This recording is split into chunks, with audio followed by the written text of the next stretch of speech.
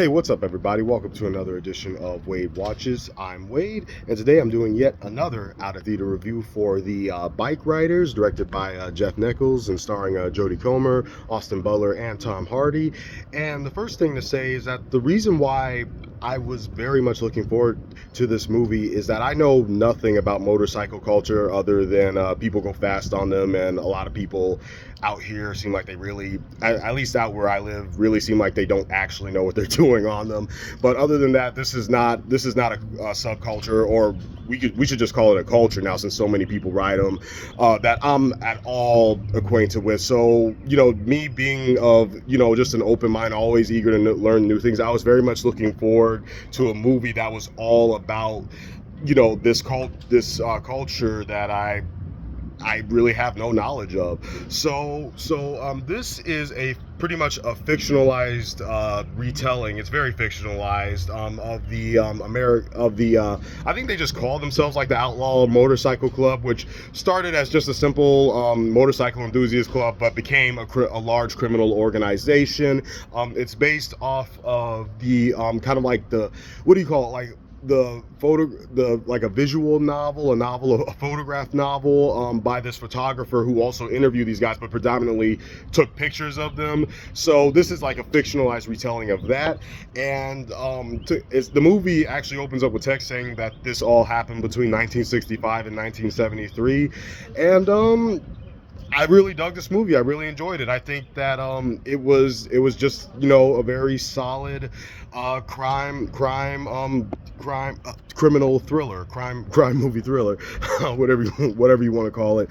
And this has been getting a lot of comparisons to Goodfellas. I've heard at least two critics now say that this is Goodfellas on bikes, and yeah, I can see that. I'm not even gonna try and be like, Goodfellas, where are you guys getting that from? Like, no, there are a lot of sequences in this movie where I'm like, yeah, that's straight up Goodfellas. But you know what? The movie still manages to have its own unique identity, and hell, we could compare any number of mob or mafia movies to Goodfellas, because Goodfellas is the crown jewel, but there are like several other like mafia or gangster movies. So I mean, yeah, we could be here all day if we really wanted to like just go down the list of which movies have similarities to Goodfellas. So I'm not gonna hold that against this movie.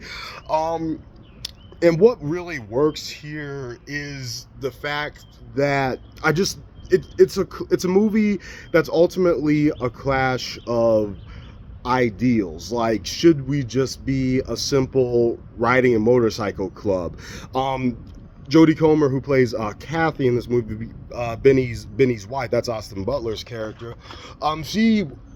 She respects Benny's infatuation with riding a motorcycle, because at first it just appears to be like, I don't get this personally, but I get why you enjoy it, that rush, that adrenaline rush, that feeling of freedom, all that good stuff. But as this fictional gang, they call themselves the Vandals in this film, not the Outlaws, but the Vandals, as they devolve into something more sinister and more dangerous, that's when she finally decides to push back. And she's not the only one who doesn't like the dangerous new turn. And so that's what really carries this whole movie, this clash of, can't we just enjoy motorcycles versus should we do more sinister shit? And I really like seeing that. Also, I gotta tip my hat off to our three leads here. They carry this movie. We spend the majority of our time with them. Tom Hardy's on screen more than I thought he would, because as you can see in the poster behind me, it says "and Tom Hardy," but he's pretty much like the secondary character, second only to Austin Butler in this movie. That's how I felt about it.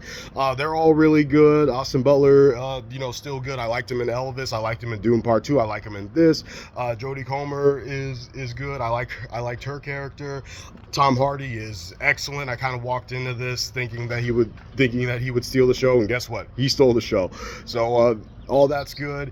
And only drawback for me, and this is pretty much a serious flaw, is that how I mentioned that the movie specifically says this takes place from 1965 to 1973. Well, they do something really weird where they don't specify each year. They only bring up the year twice, and then at the end, it's kind of ambiguous as to whether we're in 73 or somewhere beyond, because they don't really acknowledge the time, save for two scenes in the movie, and that really makes it confusing. I'm like, what year are we in? When's this taking place? That really kind of bugged me. That really bugged me, frankly. It's like if you're literally going to open up the movie by saying this took place during eight specific years, tell us when the year is in the movie.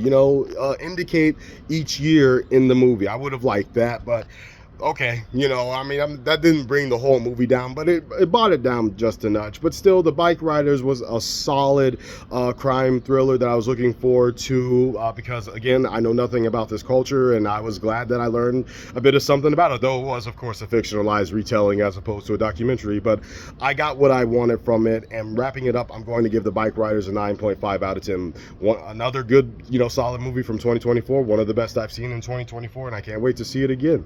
This has been another edition of Wave Watches, and I will see you all next time. Peace.